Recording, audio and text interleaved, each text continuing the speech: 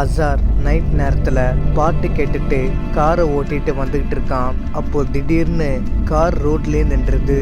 அப்போ அசார் சொல்கிறான், என்னடா இது, கார் நல்லா தானே ஓடிட்டு இருந்துச்சு, இப்போ என்னடானா திடீர்னு நின்றுச்சு, என்ன பிரச்சனையாக இருக்கும் அப்படின்னு சொல்லிட்டு அசார் காரை விட்டு கீழே இறங்கி கார் இன்ஜின் டோரை திறந்து பார்க்குறான். கார் இன்ஜினில் எந்த டேமேஜுமே இல்லை. அதோட கார் இன்ஜினோட ஒரு ஒயர் கூட கரண்ட் போகலை. இதை பார்த்து அசார் சொல்கிறான், இன்ஜின்லேயும் பிரச்சனை இல்லை, ஒயருக்கும் எந்த டேமேஜும் இல்லை, அப்புறம் ஏன் கார் ஸ்டாப் ஆகிடுச்சு அப்படின்னு சொல்லிட்டு அசார் திரும்ப காரில் போய் உட்காந்து காரை ஸ்டார்ட் பண்ணுறான். ஆனால் கார் ஸ்டார்ட் ஆகலை. அசார் என்ன பண்ணுறதுன்னு தெரியாமல் யோசிச்சுக்கிட்டு இருக்கான். அப்படி யோசிச்சுட்டு இருக்கும்போது அசாருக்கு ஒரு ஃபோன் கால் வருது. அப்போது அசார் ஃபோனை எடுத்து பார்க்குறான். ஃபோன் பண்ணுறது யாருன்னா நஸ்ரீன். அதாவது அசாரோட ஒய்ஃபோட பேர் தான் இந்த நஸ்ரீன். ஃபோனை அட்டன் பண்ணி அசார் சொல்கிறான், என்ன நஸ்ரீன், நீ இன்னும் தூங்கலியா, டைம் என்ன ஆச்சு அப்படின்னு சொல்லவும் அதுக்கு நஸ்ரீன் சொல்கிறா, நீங்கள் இல்லாமல் என்னைக்கு நான் தூங்கியிருக்கேன், சாப்பிட்ருக்கேன், உங்களுக்காகத்தான் நான் வெயிட் பண்ணிகிட்டு இருக்கேன், சேர்ந்து சாப்பிட்லாம்னு, சீக்கிரமாக வாங்க. சரி, எங்கே இருக்கீங்க, வீட்டுக்கு வந்துட்டு இருக்கீங்களா அப்படின்னு கேட்கவும் அதுக்கு அசார் சொல்கிறான், வீட்டுக்கு தாம்மா வந்துட்டு இருந்தேன், ஆனால் வர்ற வழியில் கார் ஆட்டோமேட்டிக்காக ஸ்டாப் ஆகிடுச்சு, எப்படி வீட்டுக்கு வர போகிறான்னு தெரியல அப்படின்னு சொல்லிக்கிட்டு இருக்கான். அப்போது அடர்ந்த காட்டுப்பகுதிக்குள்ளே ஒரு லேடி உருவம் போகிறத பார்த்த அசார் அதை பார்த்துக்கிட்டே நஸ்ரீன் கிட்ட சொல்கிறான், நஸ்ரீன், நான் எப்படியோ வீட்டுக்கு வந்து சேர்ந்துருவேன், நீ எனக்காக வெயிட் பண்ண வேணாம், நீ சாப்பிட்டு போய் தூங்கு அப்படின்னு சொல்லிட்டு ஃபோனை கட் பண்ணிவிட்டு காட்டுக்குள்ளே யாரோ போன மாதிரி இருந்துச்சு அப்படின்னு சொல்லிட்டு அசார் காரை விட்டு கீழே இறங்கி அந்த லேடி போன அதே இடத்துக்கு அசார் போய் பார்க்குறான். அங்கே ஒரு லேடி கையில் ஒரு குழந்தைய வச்சுக்கிட்டு அந்த காட்டுப்பகுதிக்குள்ளே நடந்து போய்கிட்டு இருக்காங்க. அதை பார்த்த அசார் அந்த லேடி கிட்ட சொல்கிறான், ஏங்க, ஒரு பொம்பளை பிள்ளைய நடுராத்திரி அதுவுமா காட்டுக்குள்ளே கூட்டிகிட்டு போகிறீங்க, ஒருவேளை உங்கள் வீடு இந்த காட்டுப்பகுதிக்குள்ளே தான் இருக்கா, உங்கள் வீடு எங்கே இருக்குன்னு சொல்லுங்கள், நான் வேணா உங்கள் கூட துணைக்கு வரேன் அப்படின்னு சொல்லவும் அதை கேட்ட அந்த லேடியோட குழந்தை அசாரை திரும்பி பார்க்குது. அந்த குழந்தைய பார்த்த அசார் அப்போ சொல்கிறான், இந்த குழந்தைய நம்ம எங்கேயோ பார்த்துருக்கோமே, நானும் லிசாவும் ஸ்கூலில் படிக்கும் போது லிசா ஒரு சின்ன குழந்தையோட ஃபோட்டோ எடுத்துகிட்டு வந்து என்கிட்ட காட்டி இதுதான் நானும் சொன்னான், என்னடா இது ஒரே குழப்பமாக இருக்குது, லிசா எப்படி இப்போ குழந்தையா இருக்க முடியும், 26 வயசு ஆகியிருக்குமே அப்படின்னு அவனுக்குள்ளேயே சொல்லிக்கிட்டு அசார் அந்த குழந்தைய பார்த்துக்கிட்டே அந்த லேடி கிட்ட சொல்கிறான், ஏங்க ஒரு நிமிஷம் நில்லுங்க அப்படின்னு சொல்லி கூப்பிடுறான். ஆனால் அந்த லேடி கிட்டேருந்து எந்த பதிலுமே வரல. அப்போ அசார் ஓடி வந்து, ஏங்க ஒரு நிமிஷம் நில்லுங்க அப்படின்னு சொல்லிக்கிட்டு இருக்கான். அப்போ அசார் அந்த நேரம்னு பார்த்து ஒரு மரம் தடிக்க கீழே விழுந்துடுறான். அப்போ அசார் எந்திரிச்சு பார்க்குறான், அங்கே அந்த லேடியும் இல்லை, சின்ன வயசில் பார்த்த லிசாவும் அங்கே இல்லை. அப்போ அசார் அவனுக்குள்ளே சொல்லிக்கிறான், நான் பார்த்தது கனவா இல்லை நிஜமா, லிசா எப்படி குழந்தையா இருந்தா, லிசாக்கு இப்போ 26 வயசு இருக்குமே, எப்படி அவன் என் கண்ணு முன்னாடி குழந்தையா இருந்தா, எனக்கு ஒரே குழப்பமாக இருக்கே, இங்கே என்னத்தான் நடக்குது அப்படின்னு சொல்லி அசார் ஒரே குழப்பத்தில் இருக்கான். அப்போது அசார் பின்னாடி ஒரு கருப்பு உருவம் நின்று அசார் அப்படின்னு ஒரு பொண்ணு பேர் சொல்லி கூப்பிடுறா. அந்த பொண்ணோட குரல் யாருதுன்னா அசாரோட தங்கச்சி குரல். அந்த குரலை கேட்ட உடனே அசார் ரொம்ப பயந்து போயிடுறான். ஏன்னா அசாரோட தங்கச்சி இறந்து கிட்டத்தட்ட 13 வருஷம் ஆச்சு. அப்போ அசார் சொல்கிறான், என் தங்கச்சி இறந்து 13 வருஷம் ஆச்சு, அப்படி இருந்தும் என் பேர் சொல்லி எப்படி என் தங்கச்சியால் என்னை கூப்பிட முடியும் அப்படின்னு சொல்லிட்டு அசார் பயத்தில் திரும்பி பார்க்குறான். அங்கே யாருமே இல்லை. அப்போ திடீர்னு அசார் நிற்கிற லெஃப்ட் சைடு மரத்தில் ஒரு இலை ஆடுது, அப்படியே ரைட் சைடு இருக்கிற மரத்துலேயும் இலை ஆடுது. அப்போ அசார் நேராக பார்க்குறான். ஒரு பயங்கரமான பெண் உருவம் அசாரை பயமுறுத்துது. அப்போ அசார் பயந்து போய் கீழே விழுந்துடுறான். அப்போ அந்த கருப்பு உருவம் மெதுவாக நடந்து அசார் கிட்ட வருது. அதை பார்த்தா அசார் ரொம்ப பயந்து போயிடுறான். என்கிட்ட வராத அப்படின்னு சொல்லிக்கிட்டே அசார் கொஞ்சம் கொஞ்சமாக பின்னாடி வந்துக்கிட்டு இருக்கான். அப்போது நிலா வெளிச்சத்தில் அந்த கருப்பு உருவம் திடீர்னு சைக்கோகளாக மாறிடுது. அந்த சைக்கோக்களை பார்த்தா அசார் ரொம்பவே அதிர்ச்சி ஆகிடுறான்.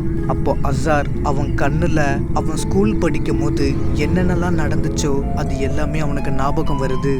அசார் அந்த சைக்கோலடியை பார்த்து சொல்கிறான், உன்னத்தான் அலெக்ஸ் அன்னைக்கு அந்த பில்டிங்கில் வச்சு சுட்டு கொன்னுட்டாரு, திரும்பவும் எப்படி நீ உயிரோட வந்த, அப்போ நீ மனுஷே கிடையாதா, நீ ஒரு ஆவியா அப்படின்னு கேட்கவும் ஒரு மந்திரவாதி கண்ணை திறந்து பார்க்குறாரு.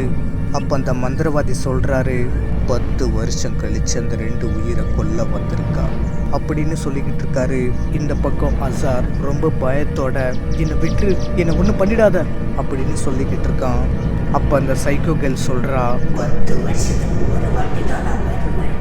அப்போ என்கிட்ட இருந்து நீங்கள் 2 பேரும் தப்பிச்சிட்டீங்க.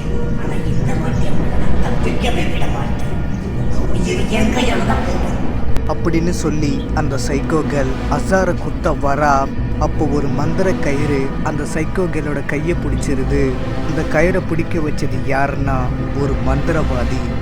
அவரோட பேரு ஷாம் அந்த கயிறை பிடிச்சி இழுக்கிறாரு. அப்போ அந்த சைக்கோ கேர்ள் ஒரு மரத்துல மோதி கீழே விழுதுடுறா. அப்போ ஷாம் அசாரை பார்த்து சொல்றாரு, அசார் இங்கேருந்து போயிடு அப்படின்னு சொல்லவும் அதுக்கு அசார் சொல்றான், என் பேர் எப்படி உங்களுக்கு தெரியும்? அதெல்லாம் இப்போ சொல்கிறதுக்கு நேரம் இல்லை, நான் நேரில் வந்து சொல்கிறேன்.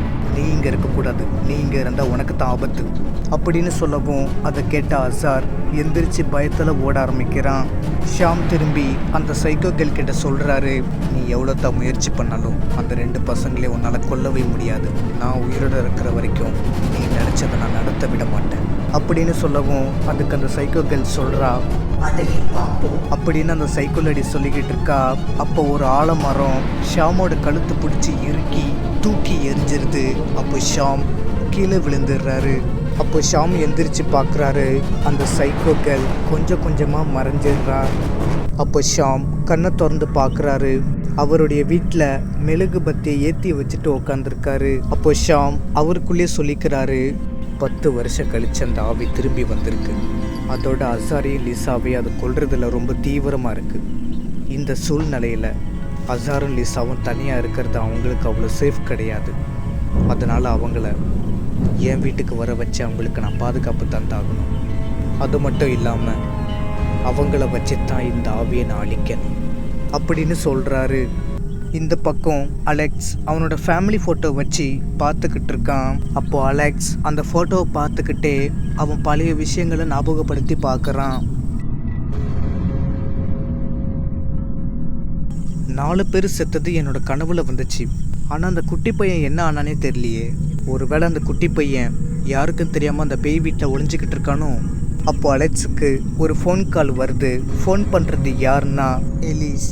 அப்போது அலெக்ஸ் அந்த ஃபோன் கால் அட்டன் பண்ணி, நான் தான் சொல்லியிருக்கேன்னு ஒர்க்கு நேரத்தில் எனக்கு கால் பண்ணி டிஸ்டர்ப் பண்ணக்கூடாதுன்னு, அப்புறம் எதுக்கு எனக்கு கால் பண்ணுறேன், ஒர்க்கை முடிச்சுட்டு நானே ஃபோன் பண்ணுறேன் அப்படின்னு சொல்லவும் அதுக்கு எலிஸ் சொல்கிறா, நான் ப்ரெக்னெண்ட்டாக இருக்கேன். எலிஸ் சொன்னதை கேட்ட அலெக்ஸ் ரொம்ப சந்தோஷப்படுறான். எலிஸ் என்ன சொல்கிற, உண்மையாவா? டாக்டர்கிட்ட செக்அப் பண்ணியா? எனக்கு ரொம்ப சந்தோஷமாக இருக்கு எலிஸ், இப்போவே நான் வீட்டுக்கு கிளம்பி வரேன் அப்படின்னு சொல்கிறான். அலெக்ஸ் நினச்சி பார்த்ததும் சிரிக்கிறான். ஒரு ஃபோன் கால் வருது. ஃபோன் பண்ணுறது யாருன்னா டாக்டர். அப்போது அலெக்ஸ் ஃபோன் அட்டன் பண்ணி, சொல்லுங்கள் டாக்டர், போஸ்ட்மார்ட்டம் கம்ப்ளீட் பண்ணிட்டீங்களா அப்படின்னு கேட்கவும் அதுக்கு டாக்டர் சொல்கிறாரு, அந்த விஷயமாக தான் நான் உங்ககிட்ட பேசணும், உடனே ஹாஸ்பிட்டல் கிளம்பி வாங்க அப்படின்னு சொல்லவும் அலெக்ஸ் பைக்கில் ஹாஸ்பிட்டலுக்கு வந்துடுறான். அப்படியே மார்ச்சுரிக்கு போய் அந்த டாக்டரை பார்க்குறான். அப்போது அலெக்ஸ் அந்த டாக்டரை பார்த்து கேட்குறான், என்ன டாக்டர், முக்கியமான விஷயமா என்ன வர சொன்னீங்களே, என்னாச்சு, ஏதாச்சும் பிரச்சனையா அப்படின்னு கேட்கவும் அதுக்கு அந்த டாக்டர் சொல்கிறாரு, ஆமாம் அலெக்ஸ், ரொம்ப பெரிய பிரச்சனை தான். நான் எத்தனை பெரிய போஸ்ட்மார்ட்டம் பண்ணியிருக்கேன், ஆனால் இந்த மாதிரி ஒரு டிஃப்ரெண்ட்டான போஸ்ட்மார்ட்டத்தை நான் பார்த்ததே கிடையாது. இதில் கொல்லப்பட்டவங்களோட காயங்களும் அடையாளங்களும் ரொம்ப டிஃப்ரெண்ட்டாகவும் யூனிக்காகவும் இருக்குது. இந்த 4 பேரையும் கொடூரமாக கொண்டு போட்டவன் கண்டிப்பாக ஒரு சைக்கோ கில்லராக தான் இருக்கணும். அதானே டாக்டர்? அதே தான். அலெக்ஸ் அந்த டாக்டர்கிட்ட சொல்கிறான், டாக்டர், இதே மாதிரி சம்பவத்தை நான் 1998 சந்தித்தேன். நீங்கள் நினைக்கிற மாதிரி இந்த 4 பேரையும் கொன்னது பையன் கிடையாது, பொண்ணு. கிட்டத்தட்ட ஒரு சைக்கோ டாக்டர். 1998 காலகட்டத்தில் ஒரு அபேண்டன் பில்டிங்குள்ளே வச்சு 2 பசங்களை அவள் கொலை பண்ண ட்ரை பண்ணான். அந்த 2 பசங்களில் ஒருத்தர் அந்த சைக்கோகளுக்கு தெரியாமல் எனக்கு கால் பண்ணி எனக்கு ஹெல்ப் கேட்டதும் உடனே நான் அந்த பில்டிங்குள்ளே போய் அந்த சைக்கோக்களை ஷூட் பண்ணி அந்த 2 பசங்களையும் நான் காப்பாற்றிட்டேன். என்னோட போலீஸ் டீம் நான் கூட்டிகிட்டு வர்றதுக்குள்ளே அவன் அங்கேருந்து தப்பிச்சிட்டா டாக்டர். நான் சொன்னது யாருமே நம்பல டாக்டர். இப்போது அந்த சைக்கோகள் இருக்கான்னு ப்ரூவ் பண்ணுறதுக்காகத்தான் 1998 அவன் கொலை பண்ணவங்களோட போஸ்ட்மார்ட்டம் ரிப்போர்ட்டை நான் கொண்டு வந்திருக்கேன். இதை பார்த்துட்டு இதுவும் அதுவும் ஒரே மாதிரி ஒத்து போதுன்னு பாருங்க டாக்டர் அப்படின்னு சொல்லவும் அந்த டாக்டர் அந்த போஸ்ட்மார்ட்டம் ரிப்போர்ட்ஸ் எல்லாத்தையுமே வாங்கி பார்க்குறாரு. பார்த்துட்டு அந்த டாக்டர் சொல்கிறாரு, ரெண்டுமே ஒன்று தான். இப்போ நடந்த கொலைக்கும் 1998ஆம் ஆண்டில் நடந்த கொலையும் ஒரே பேட்டர்னில் இருக்குது. அப்போ கொலை பண்ணது அந்த சைக்கோ லேடி தான் அப்படின்னு சொல்லவும் அதை கேட்ட அலெக்ஸ் ரொம்ப அதிர்ச்சி ஆகுறான். இந்த பக்கம் ஷாம் ஏர்போர்ட் டிக்கெட்டை காமிச்சு ஃப்ளைட்டில் உட்காந்து அசாரை பார்க்கறதுக்காகத்தான் ஷாம் ஸ்ரீலங்காவுக்கு போகிறாரு. இந்த பக்கம் நஸ்ரீன் ரொம்ப அசந்து தூங்கிட்டு இருக்கா. அப்போ கதவை யாரோ வேகமாக தட்டுறாங்க. கதவை நல்லா வேகமாக தட்டவும் அந்த சத்தத்தை கேட்ட நஸ்ரீன் தூக்கத்திலேருந்து எந்திரிச்சு, இந்த நேரத்துல யாரு இப்படி கதவு வேகமா தட்டுறது? ஒருவேளை அசாரா இருக்குமோ? இருங்க வரேன் அப்படின்னு சொல்லிட்டு நஸ்ரீன் லைட் ஆன் பண்ணிட்டு வாசக்கதவு கிட்ட வந்துட்டு இருக்கா. அப்போ கதவு இன்னும் வேகமாக யாரோ தட்டுறாங்க. அப்போ நஸ்ரீன் கதவை திறந்துக்கிட்டே, ஐயோ அப்படி உங்களுக்கு என்னதான் அவசரம்? இருங்க நான் கதவை திறக்கிறேன், சத்து இருங்க அப்படின்னு சொல்லிட்டு நஸ்ரீன் கதவை திறந்து பார்க்குறா. வீட்டு வாசல்ல யாருமே இல்லை. அதை பார்த்த நஸ்ரீன், கதவு யாரோ வேகமா தட்டினாங்க பார்த்தா யாரும் காணோம். அப்படின்னு சொல்லிட்டு நஸ்ரீன் கதவை சாத்தி தாப் போட்டுட்டு ஃப்ரிட்ஜை திறந்து வாட்டர் பாட்டிலை எடுத்து தண்ணி குடிச்சிக்கிட்டு இருக்கா. அப்போ கதவை மறுபடியும் யாரும் வேகமாக தட்டுறாங்க. கதவு தட்டுற சத்தத்தை கேட்ட நஸ்ரீன் கொஞ்சம் கொஞ்சமாக பயந்துக்கிட்டு கதவை போய் திறந்து பார்க்குறா. அங்கே யார் நிற்கிறான்னா அசார். அப்போது அசார் நஸ்ரீன் கிட்ட சொல்கிறான், நான் தான் அப்படின்னு சொல்லிட்டு அசார் வீட்டுக்குள்ளே பயந்த மாதிரி போய்கிட்டு இருக்கான். அப்போ நஸ்ரீன் அசார் கிட்ட கேட்குறா, நீங்க தான் கதவை தட்டி தட்டி என்னை பயமுறுத்துனீங்களா? ஏய் என்ன விளையாடுறியா? நானே இப்போ தான் வந்து கதவை தட்டி உன்னை கூப்பிட்டேன். நான் ஒன்றும் விளையாடல, நீங்க தான் விளையாடுறீங்க. உங்களால நான் ரொம்ப பயந்து போயிருக்கேன். போங்க, உங்க கூட நான் பேச மாட்டேன் அப்படின்னு சொல்லிட்டு நஸ்ரீன் அசார் கிட்ட கோச்சிக்கிறா. அதை பார்த்த அசார் நஸ்ரீன் கிட்ட சொல்கிறான், சரி நான் தான் உன்னை கதவை தட்டி பயமுறுத்தினேன் போதுமா? அசார் தூக்கத்திலேருந்து எந்திரிடுறான். அப்போ நஸ்ரீன் தூக்கத்திலேருந்து எந்திரிச்சு அசார் கிட்ட கேட்குறா, என்னாச்சுங்க அப்படின்னு கேட்கவும் அதுக்கு அசார் சொல்கிறான், கெட்ட கனவு அப்படின்னு சொல்கிறான். இந்த பக்கம் ஷாம் ஏர்போர்ட்லேருந்து வந்து ஒரு காரில் ஏறி அசார் இருக்கிற ஊருக்கு போகிறாரு. நஸ்ரீன் அவ பொண்ணை ஸ்கூலுக்கு ரெடி பண்ணிக்கிட்டே அவ பொண்ணுக்கிட்ட சொல்கிறா, இங்கே பாரு பேபிமா, ஸ்கூலில் நல்லா படிக்கணும், ஓகேவா செல்லும்? பத்திரம் போயிட்டு வாங்க. அசார் அவன் பொண்ணை அழைச்சிக்கிட்டு காரில் போயிடுறான். அப்போ நஸ்ரீன் டாட்டா காட்டிக்கிட்டே வீட்டுக்குள்ளே போயிடுறா. இந்த பக்கம் லிசா அவள் நைட்டு டின்னருக்கு சாப்பிட்றதுக்காக சமைச்சிக்கிட்டு இருக்கா. சமைச்சு முடிச்சதுக்கப்புறமா லிசா அவளோட சாப்பாட்டை எடுத்து பிளேட்டில் வச்சு சோஃபாவில் உட்காந்து டிவி பார்த்துக்கிட்டே சாப்பிட்டுக்கிட்டு இருக்கா. அப்படி லிசா சாப்பிட்டுக்கிட்டே டிவி பார்த்துட்டு இருக்கும் போது செவுத்தை யாரோ தட்டுற மாதிரியான சத்தம் கேட்குது. ஆனால் லிசா டிவி சவுண்ட் அதிகமாக வச்சதுனால அந்த செவுறு தட்டுற சத்தம் அவளுக்கு சுத்தமாக கேட்கவே இல்லை. அப்போ திடீர்னு அந்த செவுறு தட்டுற சத்தம் இன்னும் அதிகமாகுது. அதை கவனிச்ச லிசா அவளுக்குள்ளேயே சொல்லிக்கிறா, யாரும் செவுறு தட்டுற மாதிரியான சத்தம் கேட்டுச்சே அப்படின்னு சொல்லிட்டு லிசா என்ன பண்ணுறான்னா டிவி சவுண்டை கம்மியாக்கிட்டு அது என்ன சத்தங்கிறத கவனிக்க ஆரம்பிக்கிறா. லிசா நல்லா காதை கொடுத்து நல்லா கவனிச்சிட்டு இருக்கும் போது திடீர்னு செவுத்தை யாரோ வேகமாக தட்டுற சத்தம் கேட்குது. அந்த சத்தத்தை கேட்ட லிசா பொறுமையாக எந்திரிச்சு அந்த சத்தம் எங்கேருந்து வருதுன்னு போய் பார்க்குறா. ஆனால் அந்த சத்தம் எங்கேருந்து வருதுன்னு அவளுக்கே தெரியல. அப்போ திடீர்னு ஹால்லேருந்து ஒரு கண்ணாடி உடையிற சவுண்டு கேட்குது. அந்த சவுண்டு கேட்ட லிசா அங்கே போய் பார்க்குறா. அங்கே உடஞ்சி கிடக்கிறது என்னன்னா ஒரு கிளாக். அதை பார்த்த லிசா சொல்கிறா, கிளாக் நல்லா தானே ஆண்டில் மாட்டிருந்துச்சு, அப்புறம் இப்படி திடீர்னு கீழே விழுந்து உடச்சிச்சு, எனக்கு ஒன்றுமே புரியலையே அப்படின்னு சொல்லிக்கிட்டு இருக்கா. அப்போ லிசா மாடி ரூமில் யாரும் நடந்து போகிற மாதிரியான சத்தம் கேட்குது. அந்த சத்தத்தை கேட்ட லிசா பயந்துக்கிட்டே பொறுமையாக மாடிப்படி வழியாக நடந்து போய் ஃபர்ஸ்ட் ஃப்ளோரில் நின்றுடுறா. அப்பன்னு பார்த்து திடீர்னு ஒரு பொண்ணு லிசா ரூம்குள்ளே போகுது. அதை பார்த்த லிசா, யார் நீங்க அப்படின்னு சொல்லிட்டு அந்த ரூம்குள்ளே போய் பார்க்குறா. அங்கே யாருமே இல்லை. யாருமே இல்லைன்னு தெரிஞ்சதும் லிசா ரொம்ப பயப்பட ஆரம்பிக்கிறா. அப்போ திடீர்னு லிசாவோட பின்னாடி யாரோ செவுத்த வேகமாக தட்டுற சத்தம் கேட்குது. அந்த சத்தத்தை கேட்ட லிசா கொஞ்சம் கொஞ்சமாக பயந்துக்கிட்டே திரும்பி பார்க்குறா. ஒரு கொடூரமான உருவம் லிசாவை பயமுறுத்துது. அப்போ லிசா பயத்தில் கத்திக்கிட்டே ஓடுறா. அப்போ திடீர்னு அவள் வீட்டில் கரண்ட் போயிடுது. லிசா ரொம்பவே பயந்து போயிடுறா. அதோட அவள் கையில் டார்ச் லைட்டும் இல்லை. வீடு இருட்டாக இருக்கிறதுனால அவளால் எங்கே போகிறதுன்னு அவளால் சரியாக பார்க்கவே முடியல.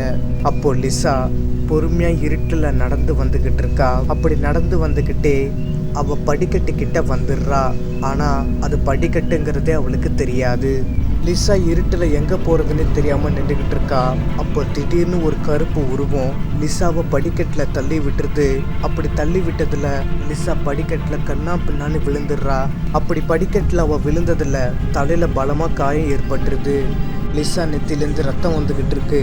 அப்போ அரை மயக்கத்தில் இருந்த லிசா கொஞ்சமாக கண்ணை முழிச்சு பார்க்குறா. அந்த சைக்கோ லேடி அங்கே நிற்கிறா. அதை பார்த்த லிசா பயந்துக்கிட்டே அந்த சைக்கோ லேடி கிட்ட சொல்கிறா, நீயா? நீ எப்படி என் வீட்டுக்குள்ள வந்த? கிறுக்கு, வெள்ள போடி அப்படின்னு சொல்லவும் அதை கேட்ட அந்த சைக்கோ லேடி சிரிச்சுக்கிட்டே லிசாவை பார்த்துக்கிட்டு இருக்கா. அப்போ லிசா மயக்கமாயிடுறா. இந்த பக்கம் அசார் வீட்டுக்கு ஒரு கால் டாக்ஸி வருது. அந்த கால் டாக்ஸியில் இருக்கிறது யாருன்னா ஷாம்.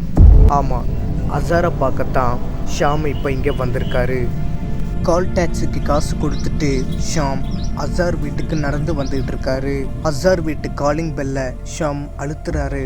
அப்போ நஸ்ரீன் கதவை திறந்து, யார் நீங்க அப்படின்னு கேட்கவும் அதுக்கு ஷாம் சொல்கிறாரு, இது அசார் வீடு தானே?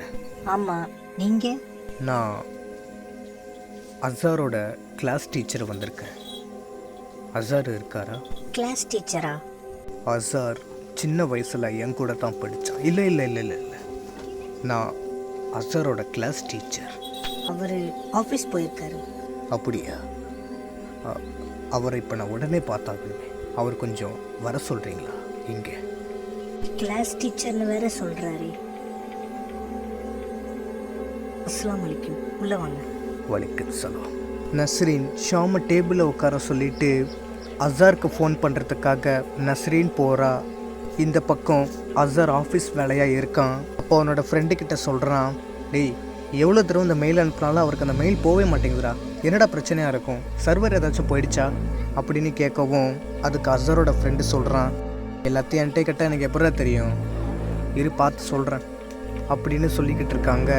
அப்போ அந்த நேரம்னு பார்த்து அசாருக்கு ஒரு ஃபோன் கால் வருது. அந்த ஃபோன் கால் அட்டன் பண்ணி அசார் பேசுகிறான். சொல்லு நஸ்ரீன், என்ன விஷயம் அப்படின்னு கேட்கவும் அதுக்கு நஸ்ரீன் சொல்கிறா, ஏங்க, உங்களை பார்க்கறதுக்கு உங்கள் ஸ்கூல் டீச்சர் வந்திருக்காரு அப்படின்னு சொல்லவும் அதை கேட்ட அசார், ஸ்கூல் டீச்சரா? ஒரு நிமிஷம் இரு அப்படின்னு சொல்லிட்டு ஃபோன் நோட் பேடை எடுத்து பார்க்குறான். அதில் அவன் ஸ்கூலில் படித்த எல்லா டீச்சர்ஸோட பேரும் இருக்குது. அப்போது அசார் நஸ்ரீன் கிட்ட கேட்குறான், அந்த டீச்சரோட பேர் என்ன, அவர்கிட்ட கேட்டு சொல்லு அப்படின்னு சொல்லவும் அதை கேட்ட நஸ்ரீன் அந்த சார் கிட்ட கேட்குறா, சார், உங்கள் பேர் என்ன? என் பேர் ஷாம். அவரோட பேர் ஷாமுங்க அப்படின்னு சொல்லவும் அதை கேட்ட அசார் அதிர்ச்சியாகிறான்.